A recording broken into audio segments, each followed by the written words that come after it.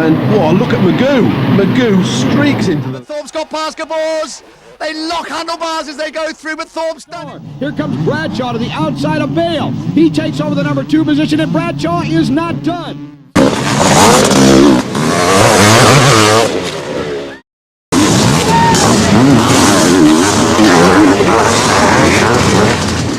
Kelly has just gone away right at the beginning of this race. This must be quite extraordinary for the likes of Stefan Everts, Jockey Carlson, and all the experienced riders from all over the world. They've seen a new kid on the block. He's moved up from 125s, and right now he is setting the pace. Well, this is the young gun. Can he keep it up all through the year? Has he got the ability to concentrate for race after race? Of course, he suffers the problem that he might well get hurt during the season. He's going at a pace that is absolutely cracking. Stefan Everts and Voland and Mike Brown, experienced riders, they'll settle down and they'll just get the pace. They'll bank the points weekend after weekend. Everts riding out of Belgium. That's the young Frenchman yet again. The pressure of exams, the pressure of world champions behind him, and the pressure of Kawasaki as his sponsor, expecting huge results. And of course, he can deliver the goods. Talon Voland, now living in Italy. Up and over he goes, yet another lap completed. So right now it's Tortelli up front, Tractor is in the frame. Stefan Everts trying to get up there with him as well. Whoa, and throws it away. Talon Voland, that was a big one. I think he's just working on adrenaline right now. Yves de Maria, so far so good. Yves de Maria, very, very positive and very strong rider, been plagued with accidents in the last 3 or 4 years. And then Stefan Everts, knowing that he's got a job of work to do. Stefan Everts up front, he knows what it's all about. He's got Tortelli in front of him, but he knows he wants to get on the podium every single weekend. There's nothing he can do about the young Tortelli. He is just so incredibly quick. Whether he's going to be consistent, of course, none of us know. But we're back, and it's the checkered flag. He nods his head very, very quickly. De Maria was on a charge. Tortelli has taken it. De Maria, I think, is going to get second. Everts will get third. And Everts in the Parc Fermé. Back. Who is it going to be for the second round? Heat number 2. Mike Brown gets a good start, but he always does. Can Eastwood get out of the gate quickly? There's Mike Brown, the Tennessee rider. He really has some very, very strong rides and then makes some terrible mistakes and blows it all. So this time Tortelli considerably further back than previous races, so he has got plenty of work to do this time. Mike Brown still in front. He's won a couple of races early in the season. Stefan Everts up into third, Polly into fourth. Well, this is certainly going to mix up the point very, very substantially. 24, Tortelli is coming through, but not, I don't think, quickly enough. He's going to have to work through the entire pack this afternoon.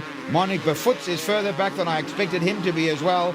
So Befoots normally tied onto the back of Everts. And that's Tortelli just throwing his goggles away, says, I can't be doing with this lot. The men are on a charge, number 7. That's Pitbyra. He's happy to knock handlebars with anybody in the world. And he goes through, picking up a place as he does so. So all of a sudden, Pitbyra looking very, very good as well. Marnie Befoots hanging his foot out. He's got work to do. That's Yves de Maria. He's on a bit of a charge as well. Wants to get the power down very, very quickly. He knows that he's got the world champion, not Sebastian Tortelli. That's the 125 world champion. He's got Stefan Everts behind him. So Polly has got work to do. Tortelli has now caught up and passed Mike Brown.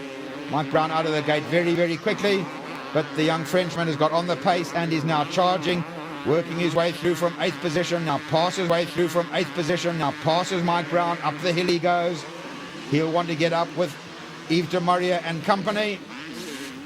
So there's Stefan Everts, just picks away at it weekend after weekend. And when the points are added up, Stefan Everts is always there. That's Tortelli's teammate, Frederick Bolly. Johnson, Suzuki mounted. Marnie Befoots finding his own line. And then a charge comes from Stefan Everts. Bike number 1, HRC Honda. He's the man that said he'll make it work this year. A lot of complaints coming from the American riders on Honda. But nothing but praise from Stefan Everts. He says the bike suits him down to the ground. He's going to make it work, and he's going to prove to the world there's nothing wrong with that chassis whatsoever. And he's certainly going about proving them all wrong. Everts has got it right. The rest of them better get it right as well. So Tortelli can see Everts in front of him. He's now got a charge. You know from his pit boards that there's not much race time left. Tortelli getting the power down, putting the bike sideways. He can see the Honda in front of him. It's a case of the pupil and the master, and who's going to get it right this afternoon? The little man versus the maestro. That's Tortelli, foot out, get on the gas, get your bum right onto the back of the machine. Flying up the hill, he's prepared to give it every single ounce it's got. And there is onto the tail of De Maria, goes past De Maria, not too concerned about him at all. Goes on the inside, De Maria gets in his way just for a second. Tortelli will want to get on quickly. Up and over he goes. That's Everts that he wants, not De Maria. So Everts will have to get some power onto the ground very, very quickly now. But Tortelli knows that that bike has been prepared by Jan de Groot. He is the tuning wizard of Europe, and he knows he's got the legs to do it. Has he got the riding ability? 2 world champions side by side, 250 and 125. The pupil and the master. The master's in front. What can the young Turk do about this? He's got the little Kawasaki absolutely flying. But Stefan Everts says, you ain't coming past me yet. Tortelli has got the cheek of the 18-year-old. He doesn't stand back for anybody. Everts goes to the right-hand side of the circuit. Tortelli comes inside. Everts closes the door yet again. The crowd are on their feet. Look at the way Tortelli jumps that machine. He's prepared to jump anything on the circuit. He's right up there now with Stefan Everts into the corner. They go bump, bump, bumping and banging. But Everts has been pushed by the best in the world. Look at Tortelli. Tortelli come to the inside. A wonderful move. This is Supercross stuff. Tortelli has gone to the front. Everts must wonder what is going on. This is like Dodgem cars at the fun fair. But it's all about Tortelli at the moment. Kawasaki versus Honda. Jan de Groot versus the might of HRC. JHK prepared. Tortelli, and he makes a mistake. And Everts just picks on that so quickly.